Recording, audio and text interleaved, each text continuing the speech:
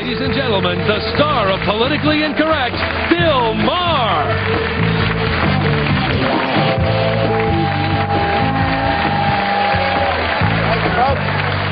How you doing? Thank you very much. All right, let's meet our panel. He is an internet zillionaire, venture capitalist, and the animated and frequently fined, I might add, owner of the Dallas Mavericks, Mark Cuban. That's right. Hey, how are you? Welcome back. He is a political commentator and host of the Nancy Wolf Show on WTMA in Charleston, South Carolina. Our friend Nancy Wolf, ladies and gentlemen. Thank you. They like me. Did you bring a busload of people with you? They just love me. Okay, packing the crowd now. I did that when I auditioned in '78. He's a popular comedian and the provocative host of Fear Factor Mondays at 8 on another network, Joe Rogan. Joe. How are you? Yeah, welcome aboard. And he is the comedy veteran who rules cable as our list, the Crown Prince of HBO, Robert Wuhl, ladies and gentlemen. Robert Wuhl. How are you? All right. How are you? How many watched the game last night? The Sixers and the Lakers? That's not good for me. No, that's not okay. But they're all Nancy Wolf's people somehow. So, they love me. They love you. You know them. Anyway, you're a sports guy. You're a sports owner. I watched the game. Lots of people did. I got to talk about this Destiny's Child thing and what it says about our society, because I have mixed emotions. If you didn't see the game, Destiny's Child performed at halftime. Okay? They sang 2 songs and then were booed off the stage in tears, people clapping at it. Half of me agrees with you because, of course, they do suck. I mean, it's not their fault. You know, I said they won the Grammy for Best Stomach. I said that last year. You know, they got great stomachs. Singing and dancing, I don't know. And something is good about people rising up and saying, we will not take this pre-packaged crap unless it's the presidency. On the other hand, we got food in Philadelphia, too.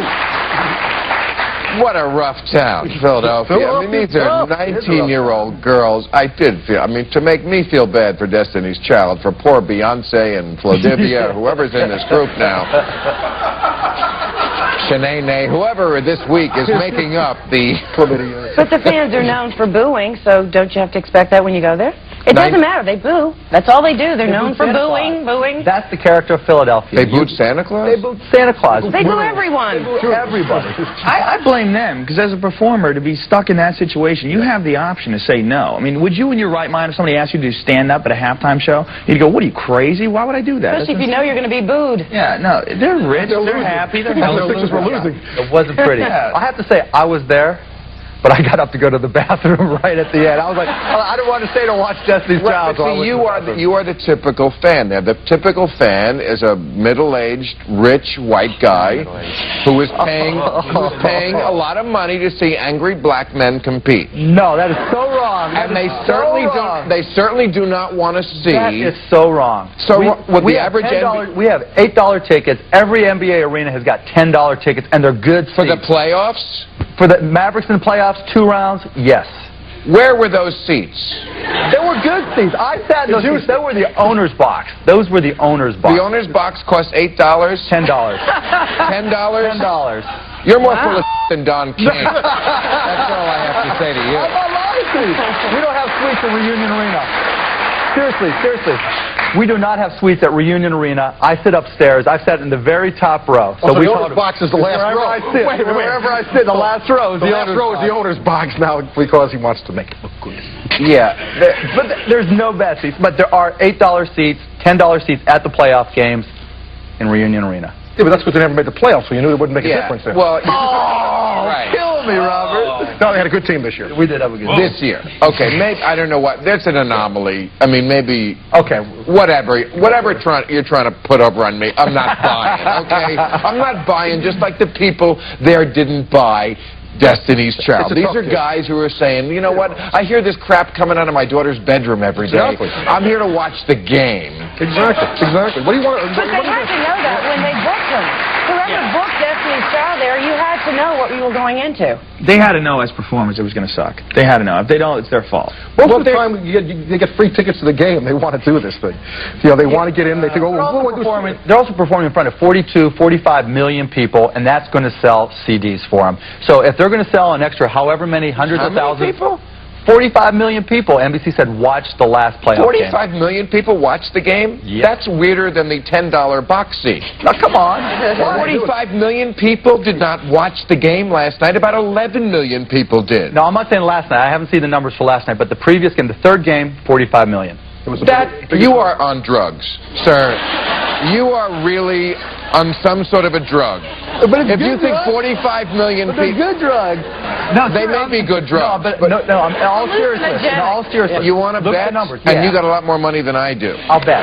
You want to bet that 45 million, not close to 40... Published numbers from NBC said 45 million people watched at least part of the game, the third game of the series. I'll bet you. I don't know. We got hit. I know that. You gotta get the number somewhere. What's the bet? Oh, I'll bet you that I could buy one of your box seats. That's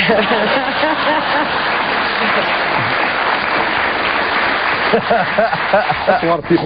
You're a worse role model than what are you? This guy's a worse role model than Allen Iverson. You've been fined like No tattoos at all. Look at that. But I mean, how many times have you been fined? I don't remember. Lots. A lot, yeah. For like almost $1 million or something. $500,000. $500,000 suspended. He's passionate. Thank you. And he matches. He matches true, right?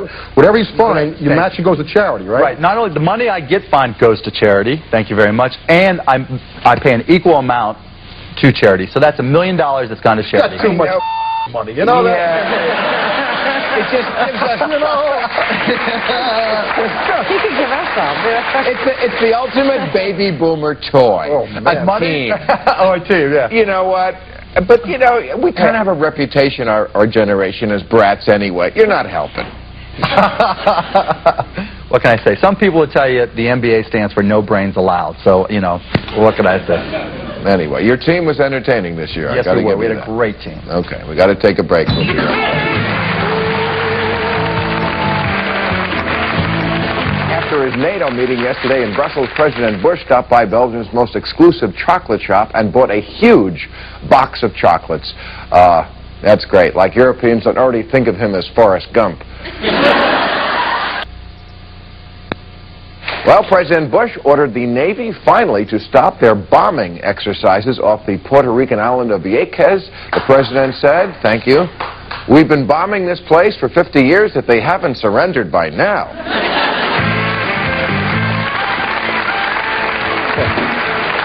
All right, there's another bit of controversy that went on with the game last night. President Clinton was at the game, but it wasn't easy. He asked Pat Croce, you know him, he's the owner of the 76ers, to sit in the box, you know, the $10 seat.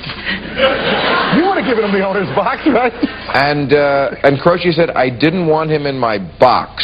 Which Is Croce married? Not the first time the president has heard that. What? Croce married? What do you mean? Well, maybe, you know, is he married? Yeah. Oh, I see. You're saying because he didn't want Clinton near his wife, because Clinton is famous. Well, you know. All right. So anyway, then Clinton wanted courtside seats. Croce said, no, I'm not getting you any of those either. He found a place at the game, but, I mean, don't you think this guy, he was the president for 8 years, slept about 3 hours during that 8 years, pretty much on our dime. Couldn't you find a place for the former president of the United States if he wanted to see a basketball game? Our next issue. Look, it can't be a good panel every night. We try, but it can't be good every night. Tax cuts.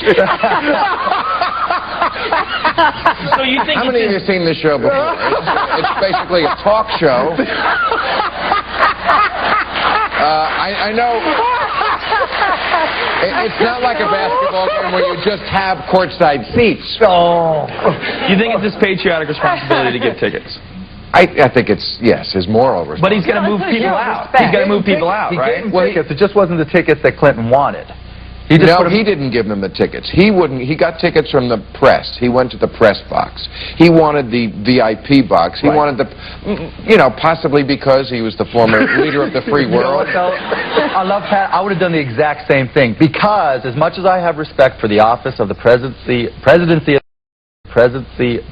of the United States, I have more respect for the hard-working, not necessarily rich, as you point out, individual who worked hard to pay for those tickets and who stood up for the Sixers the entire year and wanted to watch that game. I would have done the exact same thing. They couldn't find one.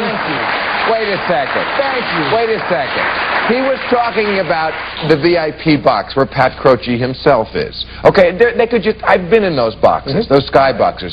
It's not like they're just a certain number of seats. It's a big box. You could put in another seat. And I was in Pat's box last night, and it was packed solid, and I got out because it was too crowded. Thank you. You took the seat from Clinton. I took the seat from Clinton. You took the seat from Clinton. I took a seat. In the entire arena, they couldn't find one space. No, they did, though. They did. I don't have a problem with them not taking season tickets away from the people on the court who have paid for them. Okay. But the thing with the box, it's like he wanted to make it into a political football, obviously, because he could have just as easily said, okay, make sure I'll get you the box next to it or something like that. That's what he tried to do. That's what he tried to do, and Clinton said no. Well, how many tickets did he want, by the way? Didn't he want like 50 tickets? I don't know. It wasn't like 2 or 3 tickets. He wanted like 50, 60 tickets. He wanted one. He wanted No, that's not I don't think it's... Hey, Bill, come on in. We'll squeeze you in. He wanted the whole entourage. Numbers we're hearing today. $10 box seats, 50 tickets. 45 million. What are you people on tonight? 45 million tickets is out there. One for everybody to see him, yeah. 50 tickets. You know what? No, but if it was just him, they should have at least, I think they should have given him the box seat because, one, we're talking about security. We are talking about the former president, whether I agree with his policies or not. And two, it's just a show of respect. It's a show of respect. It was more than one ticket, though. It was more than one. Well, still, I mean, do you want him in the general audience? I don't think so. Yeah, he's a man of the people. Let him wander around. Yeah, a lot of chicks. I mean, have a great time. They were booing. And there was a lot of this crap about, Philadelphia is a working class city, so why should we... Like Bill Clinton wasn't a guy who was a friend of the working guy. He is at least a self-made man, unlike some other presidents I could name. I'm a Clinton fan. I'm a big Clinton fan. I dug him. So the box, though, is a personal thing. The box is Croce's box, and he didn't want him in his box. That's what he said. So anything else, though, he'd be taking tickets away from other people. Yes, right? But why couldn't he accommodate the former president of the United States? It wasn't about that. I was there, right? It wasn't that it wasn't, Bill, come on in, we don't have enough room for you. Sorry, I don't like your politics. You make room for the president. No, you do. You make room for the president of the United States. Can I get you the box right next to ours? We'll get you room over here. And Clinton was... You make room for the former president of the United States. You offered him another box, though. Right. You offered him another box, and that's no good. At such a high level, we respect that office, even if we don't respect the man. You still find space for the man. What's wrong with the other box? There was nothing. It was politics. Croce basically said, you know what his comment was? That Clinton never called when we were losing. Yeah, Pat, baby. Good point, because... They weren't playing that night in the final. Because that is what the president should be spending his time on doing. What do you think about the draft? Maybe... Call when we were losing. I guess if you're not in the finals, you don't need a seat, right? I guess, I don't know. The thing is over anyway. We're going to take a break today. It is. Come on, the Lakers. Join us tomorrow when our guest will be singer-songwriter Lionel Richie, from the Fast and the Furious Jordana Brewster, comedian Corey Kahaney, and motivational speaker Tom Sirotnik. Teenagers all over the country were in a panic today when a couple of disc jockeys broadcast a phony report that Britney Spears and her boyfriend Justin Timberlake had died in a car wreck. Their respective publicists were forced to issue statements that no, Britney is alive and working on her new album, and no, Justin is alive and working on Britney. Okay. You're right. Just Clinton and 50 people. I don't know what he's doing with 50 people. Having a party, baby. Yeah. Speaking of parties, let's talk about your show. I read the review in USA Today, which is usually a pretty gentle publication. They don't try to offend everyone. What? They kill me. They kill you? Kill me. Did they say this? Did they say your show was the most vile program ever to air on a major network? He wins. Right. He wins. How many saw Fear Factor? The biggest... 45 million. Yeah, it got a rating of 45 million. Almost beat the game. And it said one is tempted to strap the star and the producers, that would be you, into a pit and cover them with rats as punishment. Oh. Now, tough room. Well, first of all, this is coming from a critic. You know, and anybody's a critic is a critic because they have nothing to contribute. I mean, nobody sets out to become a critic. As opposed to this show? As opposed to being a comedian or being an actor or being anything else, being any sort of an artist. Yeah, but we're talking about Fear Factor now, and if you're bringing up contributions to society... It's entertainment. That show's entertaining. Well, so is That's a why snuff film. No, I don't think a snuff film is entertaining, and everybody who did that show had a great time doing it. Every single person who did it. I saw they all loved it. They all had a lot of fun. Absolutely. That's a bigger lie than $10 $10 box seat. No, it's not. It's not a lie. Everyone who did that show had a great time doing it. They all did it, and they willingly did it. And if they didn't want to do any of the stunts, they could have backed out at any time. It's all their own personal choice, and it was fun. They get paid for that, right? They get paid, right? If they won, they got $50,000. Every week, someone wins $50,000. If you don't win, you get nothing. But you take a chance. People go on the Springer show and make a jerk of themselves, and they don't get $50,000. It's for fun, and everybody who did it had fun. Everybody keeps harping on this rat thing. So you lie and you're covered with rats. They don't do anything to you. The woman was saying, they're biting me, they're biting me. They nibble at you. They were very well fed. Baby nibble. Baby nibble. Baby nibble. Playing with them. They don't let you know. They were lab rats. I love animals. I was playing with them beforehand. Huh? Did anyone bleed from that? No, no one bled. Someone is... What a stupid question. It's just the idea of it is more scary than the actual thing. Rats biting you? If they were kittens, would it be so horrible? No, but rats aren't kittens. What do you mean? They're just animals. The scary thing is, the next show is going to be They're disgusting and vile. We're graduating. With Media is graduating. From the Running Man. Media is graduating from exploitation 101, sex, to exploitation 201, Big Brother, all the other chain people together. So now we're in the junior year of exploitation, and eventually we'll graduate. I'm not attacking you because I really believe what's going to get better. I mean, what makes us think anything's going to get better? I mean, we had the Gladiators, and maybe 100 years from now, Fear Factor wins Best Picture Oscar. You know, who knows? Look, it's just entertainment. That's all it is. Everyone taking the moral high ground on this and getting so excited about it.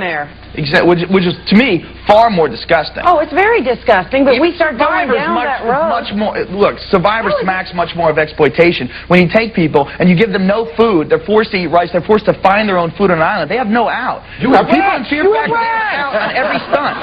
I bring them to every stunt and I say, look, you don't have to do this if you don't want it. If they say, I don't want to get in the rat, all right, I'm out, I'm done. They're done. They sleep in a hotel room and that's it. But then you remind them that they're not going to get the money. So what? No one's going to get the money. The people at home aren't going to get the money either. I mean, you said they have a good time. I don't think they have a good time. You're right, it is their choice. But it is all about people doing anything for fame and money. But they won't do other anything. people watching it.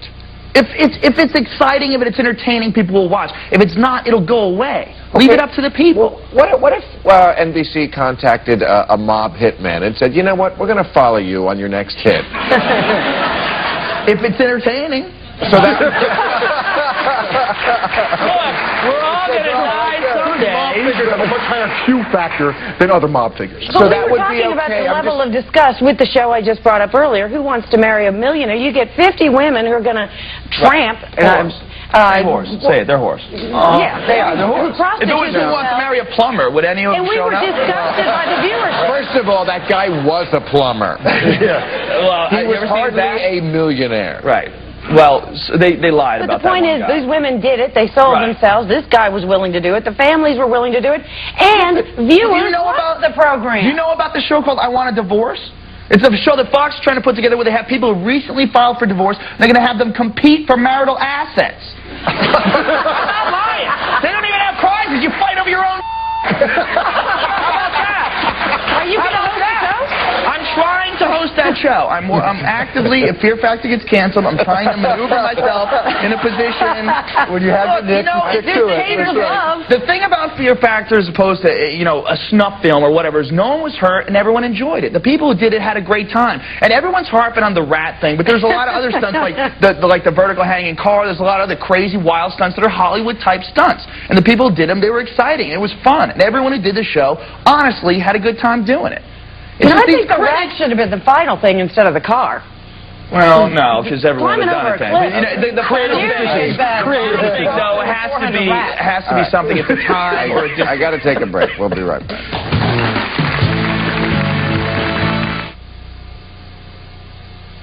All right, Joe, excellent defense of the indefensible, but you keep saying no one could possibly get hurt, right? Well, they could get bruised. But if that's all that could happen, why is it called Fear Factor? Where's the fear if you can't get hurt? It's like race car. I'll strap you to a car. I'll put you 150 feet over a dam and pour water on the car. You have to climb out of the car onto the hood. You're not going to think about that harness. You're not going to think about that strap. So you can't get hurt, but there's still Fear Factor. You'll be scared. There's a basic lie in there. We have tomorrow Lionel Richie, Jordana Brewster, Corey Mahaney, and Tom Sorotnick.